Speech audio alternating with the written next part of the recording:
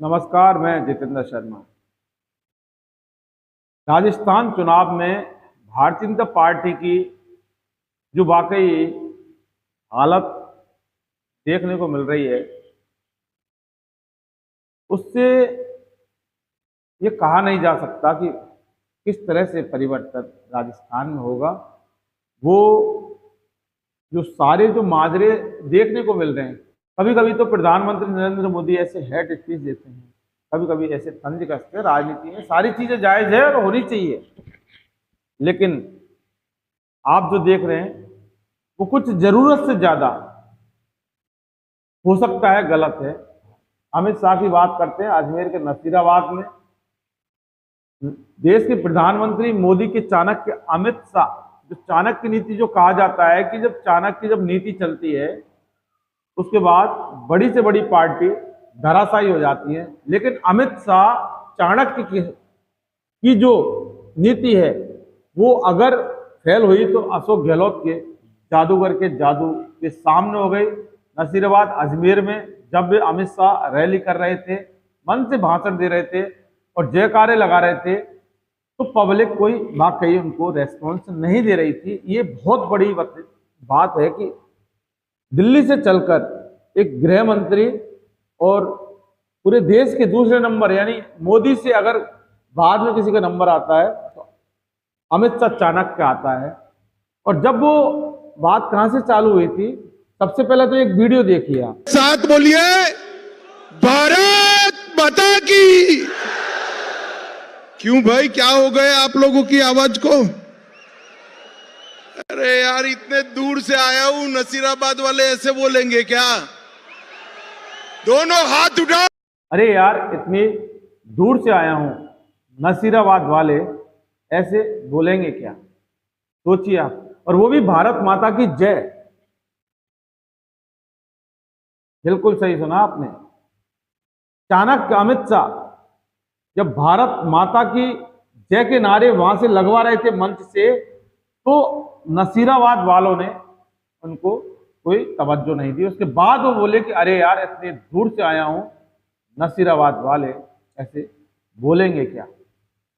बाद जनसभा कैंसिल कर दी और जयपुर में दौरा था। उसके बाद स्मृति ईरानी आई और हालांकि इस बारे में कुछ कहा नहीं गया कि आखिर ये दौरा जो रद्द है वो क्यों किया गया। और फिर मोर्चा स्मृति ईरानी ने जयपुर का संभाला। चाणक्य की नीति जो बड़े बड़े फैसले लेती है, और मशहूर हैं अमित शाह मोदी के चाणक्य, लेकिन वाकई क्या वाकई ऐसा क्यों हुआ? जनता अब समझ चुकी है कि पूरा जो चुनाव है और पूरा देश का चुनाव, राज्यों को चुनाव, सिर्फ भारत माता की जय के नाम पर कोई चुनाव नहीं लड़ा जा सकता। अमित शाह, जनता जानती है भारत हमारा है, भारत माता हमारी है, लेकिन भारतीय जनता पार्टी अगर उस भारत माता की जय के नाम पर अगर चुनाव लड़ती है, ये बहुत कई बार ऐसा हो चुका है कि भारत माता की जय वो तो हम बोलते हैं, अब बोलते रहेंगे, लेकिन चुनावों में आपके लिए ये भगवान हनुमान, श्री राम जी और ये हनुमान चालीसा और भारत माता, इसके बिना इसके व्याप के बिना कि चुनाव नहीं लड़ा जा सकता? क्या विकास के मुद्दों पर चुनाव नहीं लड़ा जा सकता?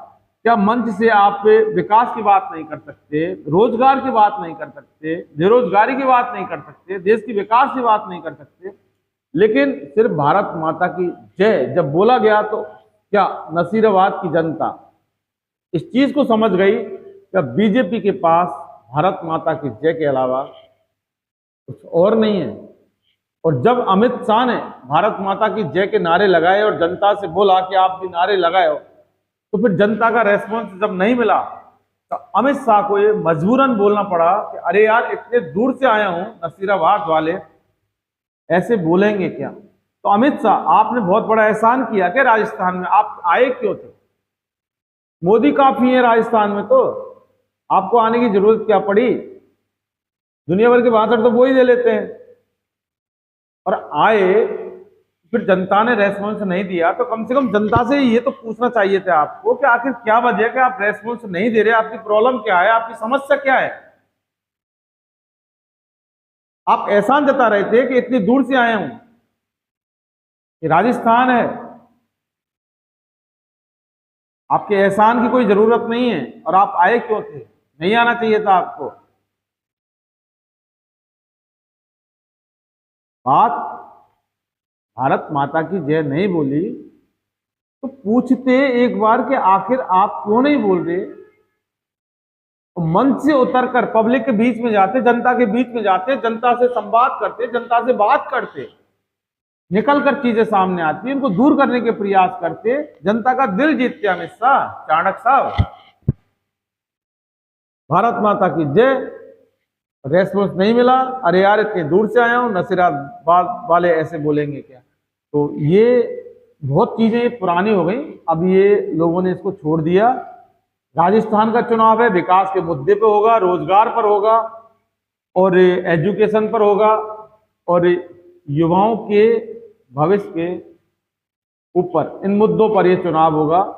और हालांकि मात्र 7 गारंटी अशोक गहलोत ने यहाँ दी है, उसके एवज में आपने बहुत सारा लंबा चौड़ा घोषणा पत्र पेश भी कर दिया है, जारी भी कर दिया है, क्योंकि जनता जनार्दन है, फैसला जनता करेगी। 25 तारीख को वोटिंग होगी, पिटारा किस्मत का बंद होगा, 3 दिसंबर को खुलेगा, वो बात की बात है।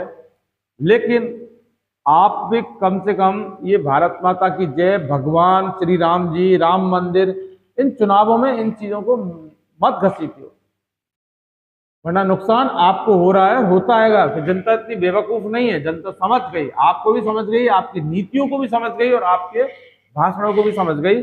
और यही कारण है कि हो सकता है कि जब आपने भारत माता की जय, नसीराबाद की जनता जो आपके मंच के सामने थी, उससे जब बोला, तो यही कारण है कि उन्होंने वो जोर शोर से नहीं बोला जो आपको चाहिए था। हो सकता है उनमें से बहुत सारे लोगों ने नहीं बोला, लेकिन बहुत बड़ी बात है अमित शाह, सोचना आपको, फैसला आपका है, प्रचार करो, करते रहेंगे आप नेता हैं, और एहसान नहीं किया आपने, ये आपकी ड्यूटी है।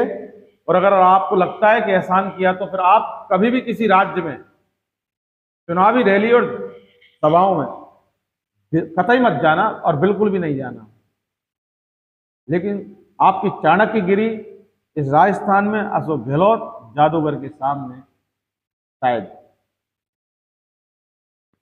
धराशायी हो गई है, ऐसा जनता मानती है। क्या आप ऐसा मानते हैं अमित शाह?